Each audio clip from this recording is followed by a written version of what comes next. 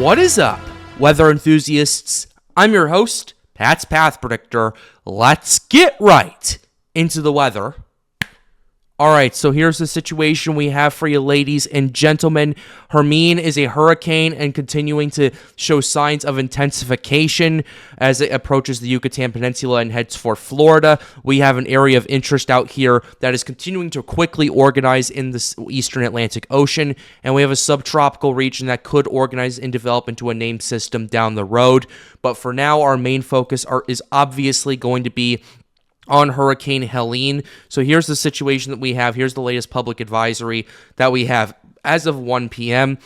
Helene moving into the southeastern Gulf of Mexico. Preparations to protect life and property from storm surge and damaging winds along Florida. This Big Bend coast should be rushed to completion today. Maximum sustained winds, according to the National Hurricane Center, is at 80 miles per hour and a pressure of 980 millibars. However, I've been paying attention to Recon. I've also been paying attention to Tropical Tidbits and that website, as well as the DAPIA website where I get my satellite from. And Tropical Tidbits currently is having the system as a 75 knot or 85 mile per hour hurricane. I believe that's what they're going to go with at 4 p.m. today. And then you have a pressure of 978 millibars. So ultimately, this system is still strengthening. It did pause for a little bit this morning, and now we're back going to 85 miles per hour. And we'll get more into the forecast of it in a little bit. But regardless of that, here's the cliff notes that we have right here. Turn to the north-northeast with an increase of forward speed is expected later today through Thursday. Storm surge values have increased quite a bit, actually. Let's go ahead and pull up the storm's peak surge map. Look at this. The areas in the Big Bend are now expected to get 12 to 18 feet of storm surge. Before it was 10 to 15. Now we're at 12 to 18 feet of storm surge. That's more than a one-story building right there for those right along the coast. And this goes from Carabel all the way to Chassahowatica over here, which is pretty interesting and encompasses the entire Big Bend region. Tampa Bay is still at 5 to 8 feet. The Anticosti River to the Big Bend is 8 to 12 feet, same with Apalachicola to Carabel as well. Mexico Beach is now getting 2 to 4 feet of surge, and now 1 to 3 feet is expected from the Volusia County, Flagler County line all the way to South Carolina and the South Santee River. So we're going to have to keep very close tabs on this right now. Here's the discussion that we have right here. An Air Force Hurricane aircraft have been investigating this. They found flight level winds of 81 and 78 knots respectively, which is why they put it at 80 miles per hour at the 10 a.m. advisory. Helene is expected to move through over an environment of relatively low wind shear, strong upper-level divergence, and sea surface temperatures of 29 to 31 degrees Celsius, which for those of you who do not know, that is 84 to 88 degrees Fahrenheit.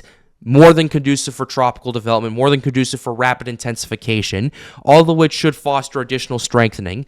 Rapid intensification indices indicate a high chance of RI during the next 24 hours, and as a result, the National Hurricane Intensity Forecast shows Helene becoming a major hurricane by Thursday morning.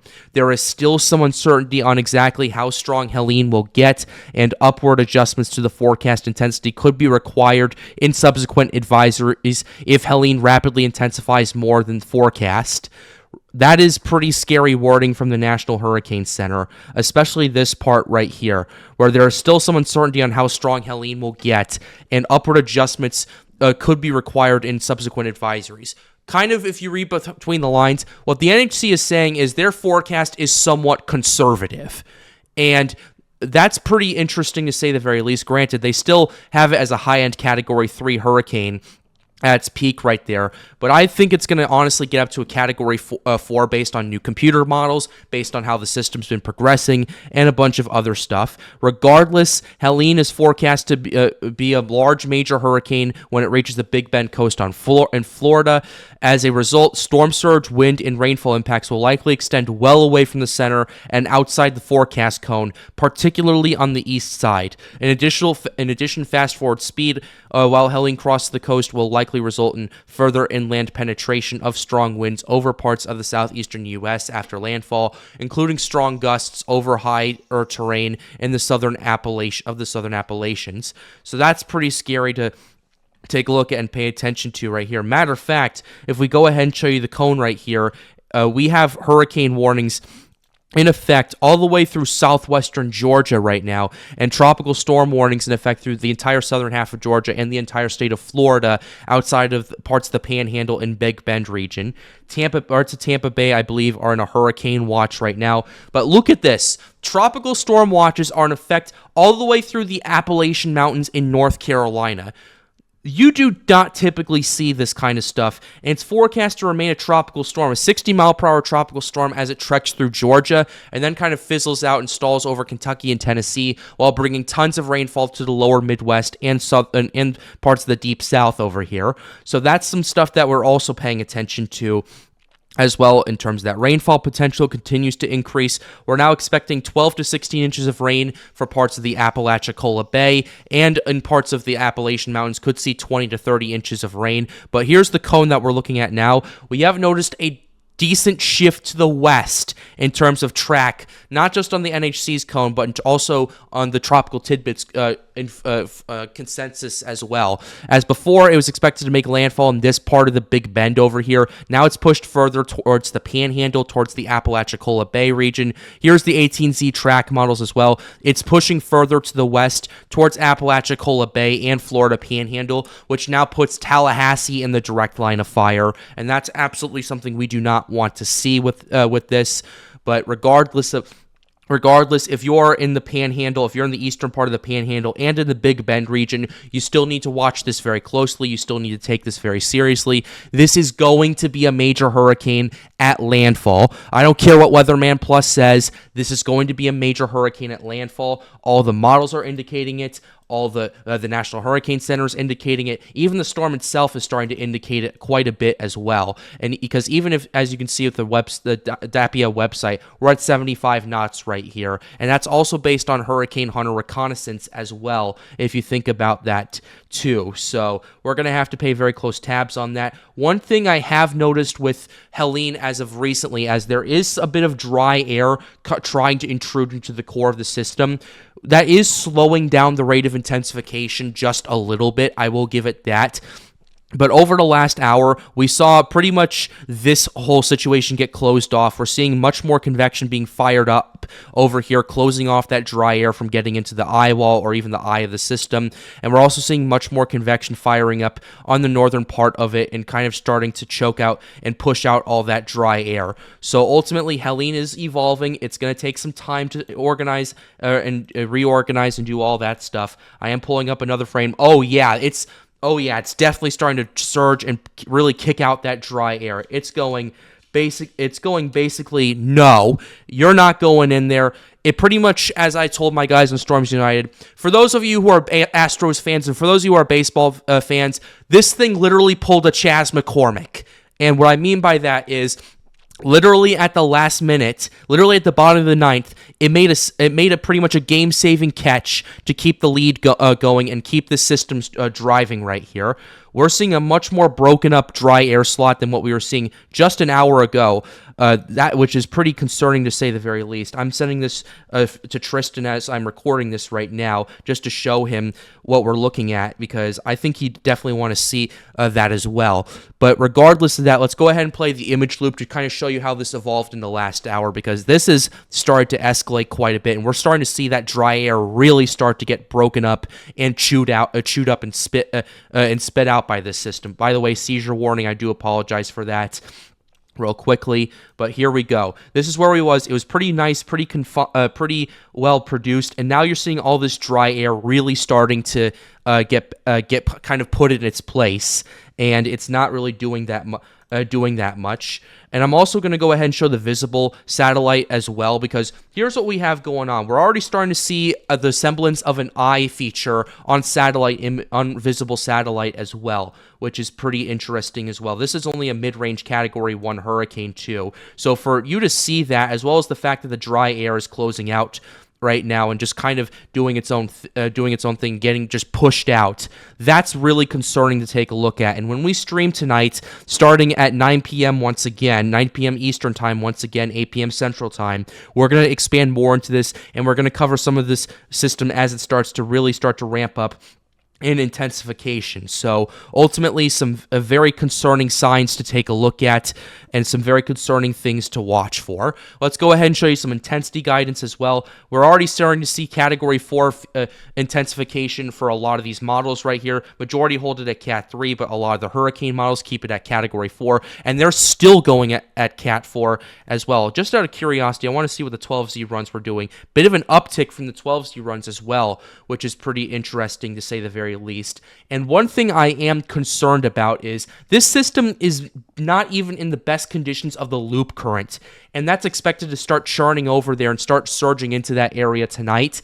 The areas in the loop current have 31 degrees Celsius waters and ocean heat content of well over 200. If you go ahead and take a look at this, right here, let me go ahead and pull up an updated map for you. Look at this. There's areas of over 200 OHC in parts of the loop current. This part right here where that eddy is, and it's going right over it. And it's going to take this entire time as it's moving through all this OHC to really ramp up and really escalate as it approaches Florida. And that right there is the main concern, and that right there is why this is going to intensify. And the NHC also pointed this out as well. The ship's run wants a Category 4 system with this as well, so keep that in mind. Keep that in mind too. But regardless of that, things are continuing to get more and more concerning at this current point as more and more of this dry air gets kind of pushed out, and kind of this system continues to fight back and really just pretty much say, no, you're not going in here. So yeah, that's what we're looking at right here. Here's the wind shear as well. It's over no wind shear right now, and I do realize that there is a bit of a trough that is starting to kind of impact it a little bit, but where the angle of the trough is right now, it's going to enhance the outflow, and also part of this quote-unquote shear is part of the hurricane itself, or at least outflow influenced by it. But the outflow channel is really starting to ramp up and really starting to push into the continental United States. You can tell right there. It's also merging with this frontal area as well, which that's a recipe for quick strengthening if I've seen one. It's also a recipe for rapid consolidation and for the pressure gradient to really tighten up quite a bit. Hurricane reconnaissance, we have 2 planes going out right now towards, actually, no, there's 1 plane going out towards Helene, another one's going out towards John, which somehow revived from the grave right there. But regardless of that, let's go ahead and pull up some other things I want to take a look at. I want to go ahead and pull up kind of the forecast models as well, just to kind of give you some information. And I also want to go on a deep dive on that as well, because I know I haven't done enough of that recently. The most recent we have are the 12Z runs right here. But here's what we have going on. This is the H-Wharf right here. The system's continuing to organize and develop.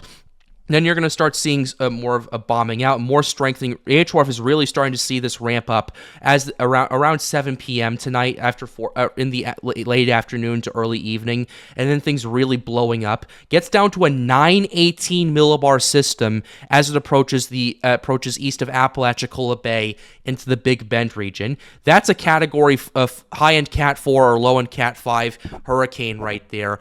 But I am a bit curious as well. I am kind of interested. I want to look at the structure of this as well. I'm looking at the radar structure of it. The eye wall really builds in, and this becomes a really large system. Like the core of this, like the eye wall is absolutely incredible to take a look at right here. And the core of this, as it's making landfall, look how huge that eyeball is. Look how large that radius of maximum winds is. You're already seeing tropical storm force winds extending hundreds of miles so far from this. Here's the tropical storm force winds map for you. Tropical storm force winds extend out 275 miles from the center. Hurricane force winds only extend out 25 miles from the center. Oh, that's easily going to increase as the system strengthens and as the system evolves and grows in size, because that is one massive eye wall approaching the Florida, Big Bend, and Panhandle regions, as well as not just that, but crossing into Georgia. It's still going to be really strong as a hurricane. I remember Hurricane Michael back in 2018.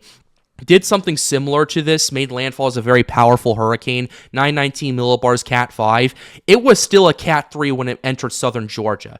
And there's a reason why hurricane warnings are in the southeastern part of that, because this is still going to be a hurricane as it crosses into Georgia tomorrow night. And then you're going to start seeing a lot of rainfall and a lot of convection really ramp up. Expect a lot of flash flooding in the deep south, in North Carolina, South Carolina, Florida, Georgia, Tennessee, Kentucky, expanding as far into southern Illinois and into Indiana as well. So ultimately, that's kind of the thing we're paying attention to, because the conditions and the impacts are not just going to be felt on the coast, they're going to be felt inland as well. Let's go ahead and show you the HMON as well. Here's the 12Z HMON.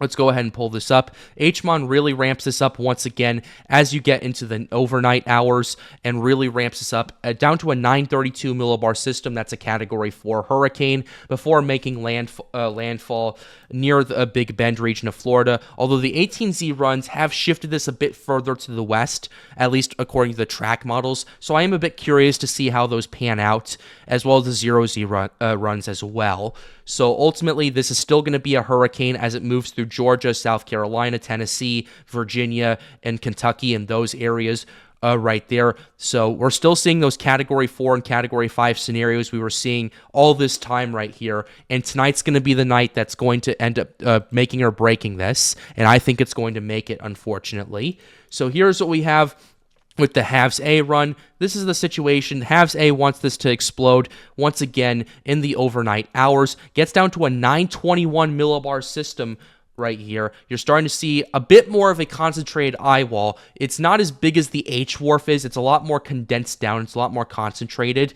But this system is going to be a very large system. The radius of tropical storm force winds is going to extend out hundreds of miles. So pretty much the entire state of Florida is going to get impacted by this. The entire state of Georgia is going to get impacted.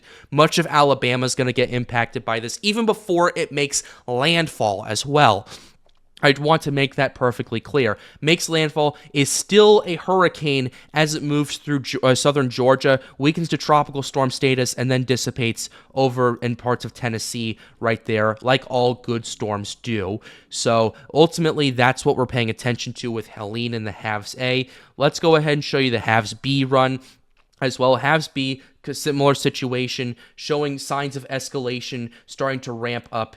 Okay, here we have starting to ramp up into the evening and overnight hours. Gets down to a 930 millibar high-end Category 4 hurricane before making landfall and really bringing a lot of impacts. It's still a hurricane as it crosses into Georgia as well, and then only gets down to tropical storm strength and as it approaches Atlanta, so that's something to pay attention to. And I do believe hurricane warnings are going to be extended further inland into southern Georgia as well, depending on the evolution of the system. If we start seeing explosive development tonight, we're going to probably see those hurricane warnings get extended further to the west and further to the north as well. So all in all, the key takeaways with this is a rapidly escalating situation. If you are in Florida, preparation should be rushed to completion. If you are told to evacuate, get out of there.